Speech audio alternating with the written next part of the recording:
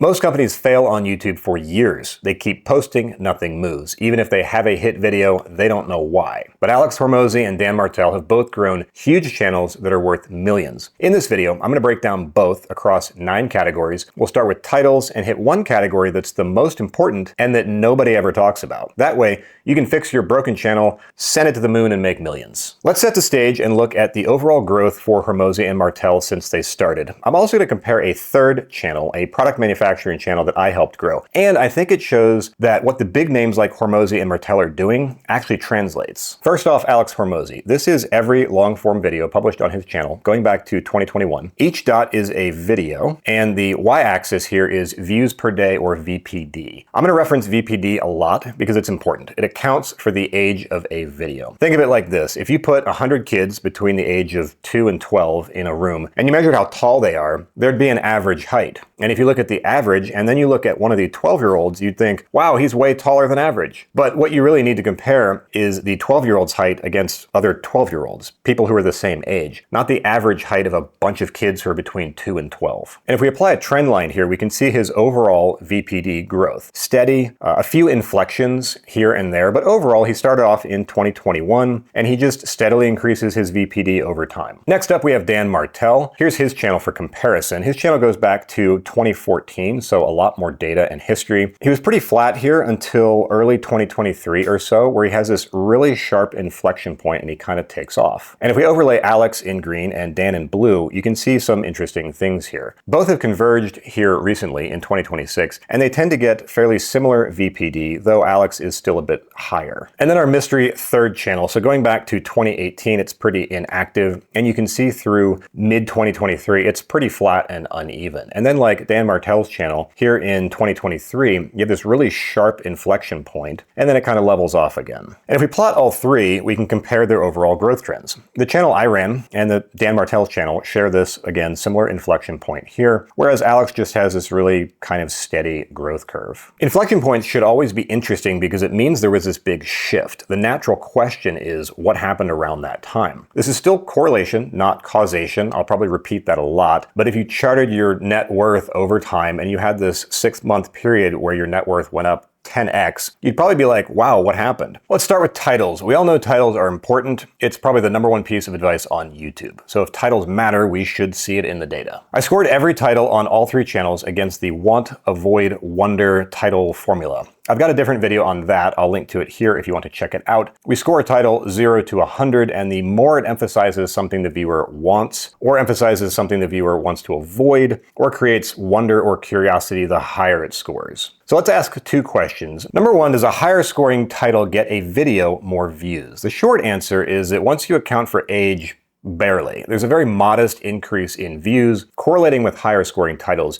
It's real, but it's pretty small. The second question is actually a little more interesting. Did these channels change the quality of their titles over time? Let's start with Alex Hormozi's channel. We can plot his title scores over time on this orange dashed line here. And the data here is super interesting because basically his titles have been steadily about 65 or 70 out of 100. It hasn't really changed. Now for clarity, scoring a 60 or a 70 out of 100 is actually really good. That would put you in the top 3% against this model. Now here's Dan Martell's channel. So up until about 2020 or 2021, he was scoring around a 40 out of 100. That's actually still top 20 or 30%. It's not terrible, but title scores, just like most things on YouTube, are heavily skewed, meaning most of them are really, really terrible, and a few are really excellent. And the ones that are really excellent drive a ton of views. You can see here in early 2021, his title quality starts to improve, and you've got this upward trend and then a significant spike in 2024. And if you fast forward to today, he's in the top 1% of titles against this particular model. So correlation still, but we can definitely say that his channel increased views significantly, and at the same time, his title quality increased significantly. That doesn't mean that one caused the other, it just means that they co-occurred. Our third channel shows a similar pattern as Dan's channel, pretty low title quality, and then a steady rise, generally at about the same time the channel views took off. And if we plot the title scores for Hormozi and Martell specifically, here's where it can get a little dangerous and you could sort of accidentally read this backwards. You could conclude that Hormozi's titles are flat and so they don't matter. In other words, they don't correlate.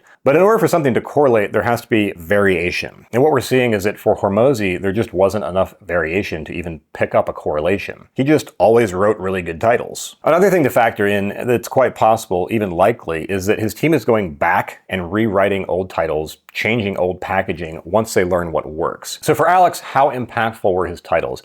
I'd say not really, but the caveat is that his titles were always pretty good. I'd say for Dan Martell and our third channel, it appears to be a pretty strong correlation between their title quality and views growth. Here's the thing about titles. They're not optional. You have to write one, and so you might as well write a good one. And it's what people who have built strong channels also do. Does that mean as soon as you write a title that scores high, your video will instantly skyrocket to the moon? No, it does not. But if you have to write a title, and you do, then trying to get into the top 20% or so is a solid goal. That's titles. Now, how about YouTube Shorts? Do they play any role in these channels' growth? Common wisdom on YouTube is that shorts feed the algorithm and drive viewers to your long form. Kind of makes sense. So all three channels went from basically 0 shorts, because YouTube didn't have shorts, to hundreds or even thousands a year in Hormozi's case. So this is their shorts published per month. So for Martell and Hormozi, here in early 2023, they start publishing shorts pretty hard and they maintain it throughout. Hormozi is publishing at this point in 2026 about 20 shorts for every 1 long form. Martell is publishing about 10 shorts for every long form, and our third channel averaged around 5 shorts for every long form. So again, purely looking at what happened,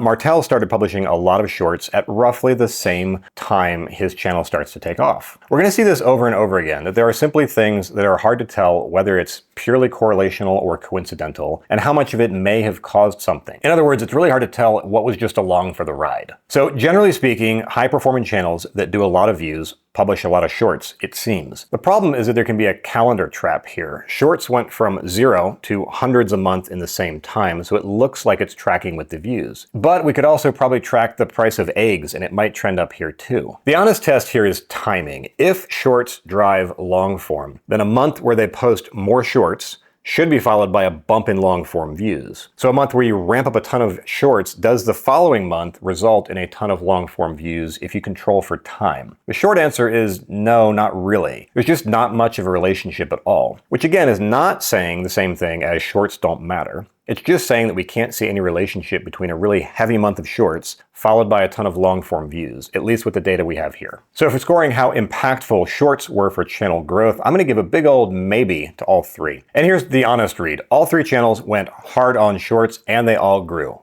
Both of those are true. But they did shorts and they grew is a description of the era, not necessarily a cause of it. When you control for time with the data that we have, shorts stopped predicting long-form growth across all three channels. The reason this matters practically, and the reason it's a little different than what we just looked at with titles, is that shorts are more expensive. Titles are not optional, and you can get a good top 20% title in a minute. Shorts take a lot longer. You probably need an editor, or you need something that will automatically cut them like Opus Clip. So I can't answer this for you. Shorts are optional, and there is a cost to doing them. That's a call you're going to have to make based on the resources you have. What about long form? How often do they publish long form, and does it matter? Here's how often each channel posted long form per month. And to be upfront, there's frankly not a lot to look at, which I guess is the point here. All three sit around a video per week. Martell has been roughly once a week for the better part of a decade. Our channel here bounced around, but never sustained that kind of climb that Martell did. Hormozi does have this brief period where he published a lot more long form, but it doesn't really seem to correlate with much growth. Martell hits his inflection point here in 2023, posting as much as he did back in 2019 when he was completely flat.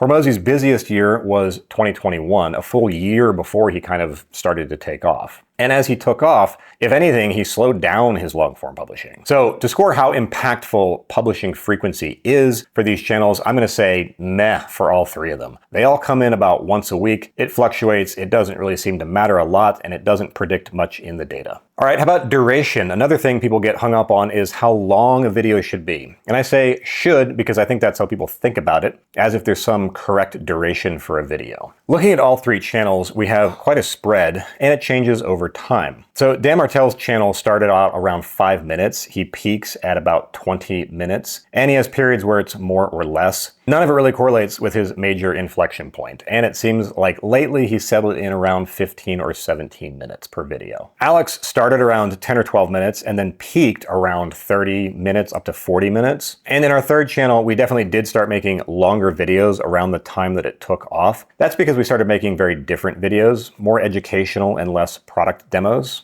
I'll just say I think getting hung up on raw duration just doesn't mean much. There's not really a minimum, there's not really a maximum, it depends on the topic. There's a famous quote that there's no such thing as too long, only too boring. Based on the data, it looks like you can be anywhere from 5 minutes up to 40 minutes on average, and you can still build an effective channel. So scoring all three channels in terms of how much duration impacted their growth, I'd say not at all. Next up, what about all the stuff outside of YouTube? Now, normally this is impossible to actually go check, but Alex Hormozi and Dan Martell both published books. So did the publishing of their books drive any kind of measurable impact to their channels? So looking at Alex Hormozi here in green, we can see that he's got his 3 books. So here in July 2021, he has $100 million offers. Here in August of 2023, $100 million leads. Here in August of 2025, $100 million money models. Seems like he releases a new book in the late summer every 2 years. So I predict Alex's next book will be August of 2027. I'm calling it right now. But it doesn't seem to correlate a ton with YouTube traffic.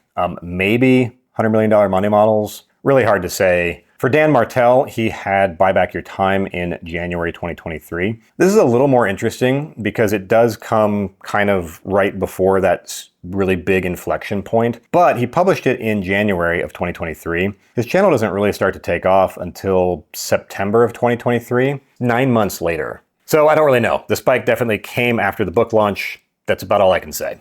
So scoring the impact of book launches, for Hormozi, I'd say probably not. For Martell, maybe. Let's talk about thumbnails, because next to titles, it's the thing people on YouTube love to talk about the most. So I have measured at pixel level metrics over 3 million videos, and the highlight is that none of it matters at all. So color, contrast, sharpness, the presence of faces, the quantity of faces, the size of faces, complexity, quality, any pixel level measurement that you can possibly think of across millions of videos simply doesn't matter. I've even tested visual salience using advanced gaze models. It does not predict or correlate with views. So I'm just going to score all of these, and frankly, every video I've studied on YouTube, as a big old no in terms of all the little dials and knobs that you can turn for thumbnails. It just doesn't matter. There is one part about thumbnails that matters a ton, and it does actually correlate with views pretty strongly. And that's the overall message that the thumbnail is targeting. Specifically, the awareness level. What am I talking about? Let's go back to 1966 when Eugene Schwartz proposed his levels of awareness for advertising. Real quick, starting at the bottom is people who are unaware. They know nothing about your product or who you are. They don't even know they have a problem. Up from that is people who are problem aware. They know they have a problem, but that's it. After that, people who are solution aware. They know there's a solution to their problem, but they don't know what the product that provides that solution is. After that, they're product aware, so they know what product is a solution to their problem. And finally, at the top, people who are most aware, they're just ready to buy. And here's the wild thing about thumbnails. You can measure what kind of awareness level the thumbnail targets. Interestingly enough, thumbnails that target the lower levels of the Schwartz awareness pyramid tend to drive more views. So let's look at Dan Martell, and let's look at his awareness levels for his thumbnails over time. So in this graph here at the bottom, the purple band is the unaware, the blue band is the solution awareness, orange is problem aware, the kind of lighter teal is product aware, and then green is most aware. So early on here, when he's in this really long plateau, it's mostly solution aware. And then as he goes into this huge inflection point where his channel takes off, you can see that his thumbnails get way more focused on that lowest level, that unaware level. This purple becomes really strong and dominant. He's still hitting solution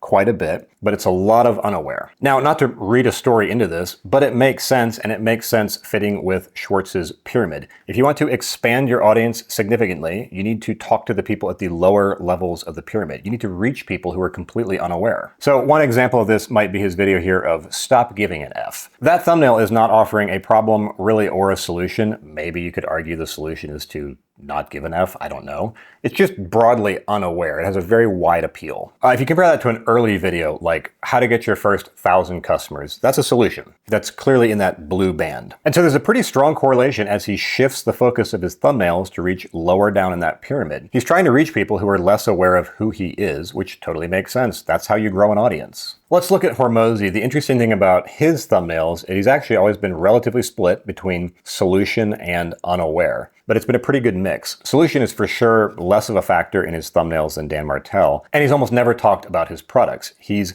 hit the unaware level pretty hard the entire time. And once again, it makes sense. If you want to grow an audience, you got to talk to more people. Similar to the title craft we talked about earlier, it seems like Hormozi has just kind of always done this. Again, one possible explanation is that his team is going back and they're changing thumbnails on old videos to match the focus on what they're learning on newer videos. We can't really account for that here, but it's a distinct possibility. Maybe he wasn't doing it earlier on, but he is now, and he's just fixing the back catalog. Let's look at awareness not just on thumbnails, but let's look at title and hook awareness as well, because all three of those really go together to create everything that's at the front end of a video. So what's really cool is to look at the mix. So for Dan, again, you have here his thumbnails, where he clearly has this big shift targeting the unaware level and this massive uptick in views. His thumbnails went broad. They started to appeal to an unaware audience and a solution and problem-aware audience. His titles stayed generally pretty focused on solutions. So his thumbnails are dominated by the unaware level. His titles hit the solution quite a bit. And then his hooks are kind of a balance between problem and solution. And so if you stack those three together, it's like he's using the thumbnail to get really broad appeal to anybody. And then the title kind of emphasizes the solution. And then the hook is hitting the solution and the problem. If we look at Alex's channel, we see again, he's just super consistent. He doesn't vary a lot. It's like he figured out what to do and he's just always done it, which I guess sounds like Hormozi. So his hooks are hitting solutions and problems pretty equally. His titles have always hit solutions pretty hard. And his thumbnails have always been dominated by this mix of unaware and problem aware. If we take a look at the third channel that I grew, it's an interesting mix as well. So we had a self-conscious shift here in 2023 to start becoming a lot more problem focused. And so our hooks started getting a lot more problem aware. The titles started to get more unaware and problem aware. There's still a lot of talk about product and most aware in here. It's a little bit different because it is a product manufacturing company. But as you can see over time, it's less talk about products, less talk to the most aware,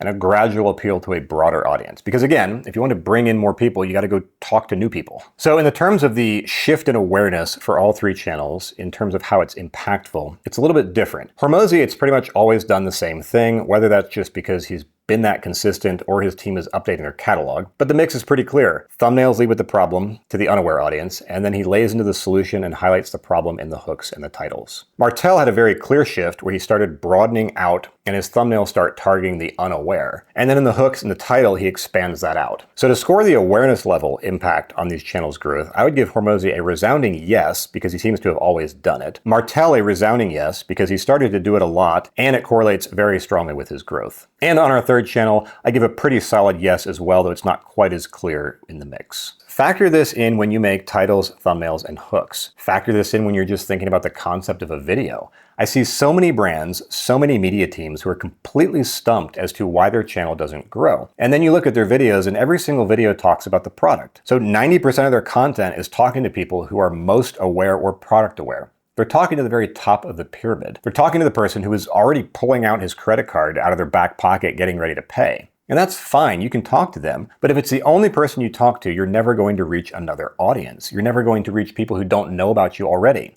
Which, by the way, seems like the huge advantage of YouTube is in reaching new audiences. I know maybe up to this point it seems like an awful lot of stuff has been killed off and doesn't matter, or we can't say much about it. But that's about to change because this one is actually really strong. I built a model that scores the opening 30 seconds of videos against the 4 Ps. Promise, pain, proof, and plan. That's a formula that was actually proposed by Alex Hormozi, and he uses it pretty consistently. The idea is that within the first 10 to 30 seconds of a video, you need to lay out the promise, what the viewer is going to gain, a pain you're going to solve for them, proof that you can do it, and then a plan of what's going to happen in the video. So since this is Hormozi's model, let's actually look at him first and see if he actually practices what he preaches. Again, the score here is for hooks, 0 to 100. The orange dashed line here is tracking his score. It's a pretty harsh scoring system, so right here he's about a 50 out of 100, which sounds terrible. It's actually not that bad. That still puts him in the top 20%. Over time, he's also gotten better, and he's improved his overall hook craft. I think right around the time he really started pushing this whole 4P format back in 2024, 2025. And now he's in the 70s, which puts him in the top 1% of all the hooks we've scored. At this point, that's about 150,000 hooks. Dan Martell shows an even more dramatic increase. This is almost a decade where he was just flat. He's right around a 40 here, which still isn't terrible. That's in the top 20 or 30%. It's not horrible, but there is a significant change in how he starts crafting his hooks. At this point in 2026, he's in the top 1%. It's not even close. And this change tracks very closely with this massive inflection point in his channel growth. Our third channel, there was an increase, though not as dramatic. I was working with this in 2023 and 2024, right in this period here. And we focused on hooks. We didn't really quite dial it in until later, where we started getting better. There's still probably a ton of lift left to be had here in just crafting better hooks. The reason this is important is that for Martell and the mystery channel, a higher scoring hook strongly predicts more views on individual videos. Even when you account for age, it's the strongest predictor we've seen so far, but not the strongest. Now, the reason it's not as strong of a predictor for Hormozi is, again, he's always had pretty good hooks. They've never been really that bad, and they've only gotten better, but it's slight. So scoring the impact of hook craft on these three channels, I would say that Hormozi, again, was always really strong and has gotten better. Martell had a dramatic increase in his hook craft and scoring against the 4P model, and it coincided with his growth. And for our third channel, is definitely there as a correlation, though not quite as strong as Martell. The takeaway, I think, for this is similar to what I said about titles. A hook is not optional. You're gonna have to have an opening to the video. You can't avoid it. And you're gonna have to say something. So you might as well follow a model that actually works. You can write a great hook that scores high on the 4P model, and you can hit all 4 beats in a couple of minutes. So again, if you have to do it, and it's not optional, and it takes you a couple of minutes, you might as well do a good job, given that it seems to be a pretty strong lever. But there's an even stronger lever that correlates with views and channel growth even more, and that's relevance. But what even is relevance? Simply put, it's how well a video fits the audience. That's it. Now, relevance is tricky because what might be relevant to you at 8 a.m. when you sit down at your desk might not be relevant to you at 8 p.m. when you sit down with your family in front of the TV. So I built a model that actually measures this. It models your audience based on what they watch and what they skip. And then we can test your titles and thumbnails against how relevant they are to that audience. It is very predictive of views. It's one of the most predictive instruments we've had, and it actually dwarfs anything else in this list so far. Let's look at Dan Martell first. If you score relevance on a scale of 1 to 5, 5 being this video is the most relevant to the audience avatar, 1 being completely irrelevant, and we look at Dan, we see a wild uptick in his audience responding to his content. Dan's relevance to his audience through 2024 was completely flat. He just wasn't really appealing to his avatar. And then he just starts nailing it, and it tracks almost perfectly with the uptick in his content. There's a little dip here, there's always outliers, but overall he went from making content that was almost completely irrelevant to his audience avatar to content that is a 3.5 or a 4 out of 5, which is pretty strong. So not only does this track over time across his channel, it is strongly predictive on individual videos. When the audience avatar model rates a video high on relevance, it tends to get more views on Dan's channel. For Alex Hormozi, once again, he's a picture of consistency. He's kind of always made fairly relevant content. He's always been around a 3, and he's edging up here a little lately. Now, I don't know if it's totally coincidental, but he also has sort of a plateau here in views during this time where his relevance dips. I know that he had a content shift from doing a lot of entertainment stuff early on to doing more educational stuff. The avatar that I have set up here that models his audience right now is measured against his current audience, and so it's very focused on educational content. So if his content back then was more entertainment focused, then entertainment focused